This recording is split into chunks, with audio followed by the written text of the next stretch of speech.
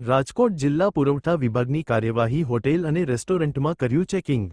શહેરના વિવિધ વિસ્તારોમાં કરાયું ચેકિંગ। રસોઈ માટે ઘરેલું ગેસનો વપરાશ રોકવા કરાયું છે ચેકિંગ। દીપ સેન્ડવિચ ફાસ્ટફૂડમાંથી ઘરેલું રાંધણ ગેસનો બાટલો જપ્ત કરાયો। હોટેલ અને રેસ્ટોરન્ટમાં અનધિકૃત ગેસ સિલિન્ડર ન વાપરવા સૂચન। રાજકોટની કનકાઈ હોટલ સહિતની હોટલોમાં તપાસ કરવામાં આવી। કોમર્શિયલની જગ્યાએ ઘરેલું બાટલાના વપરાશને લઈને તપાસ। પુરવઠા વિભાગ દ્વારા અલગ અલગ ટીમો બનાવી તપાસ શરૂ કરવામાં આવી। હોટલમાં કેટલો જથ્થો છે તે સહિત મુદ્દે તપાસ કરવામાં આવી। અહેવાલ સંજય પોપટ। મારું નામ મિલન દેસાઈ છે। હું હાલમાં પુરવઠા નિરીક્ષક તરીકે જિલ્લા પુરવઠા અધિકારી રાજકોટની ઓફિસમાં ફરજ બજાવી રહ્યો છું।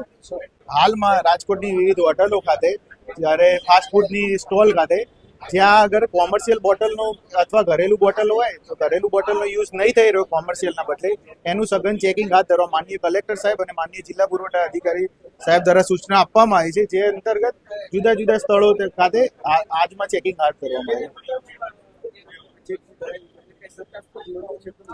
ગઈકાલે યાજ્ઞિક રોડ ઉપર ટોટલ 20 થી 25 હોટલોમાં ચેકિંગ હાથ ધરવામાં આવ્યું હતું, ત્યાંથી ત્રિકોણબાગ સુધી। એમાં અંતર્ગત એક સર્વેશ્વર ચોકમાં દીપ સેન્ડવિચ ખાતે એક ઘરેલું બોટલ મળી આવી હતી, તેનું સીઝ કરીને જપ્તી લેવામાં આવી છે અને આજે રેસકોર્સ રોડ ઉપર ચેકિંગ હાથ ધરવામાં આવ્યું।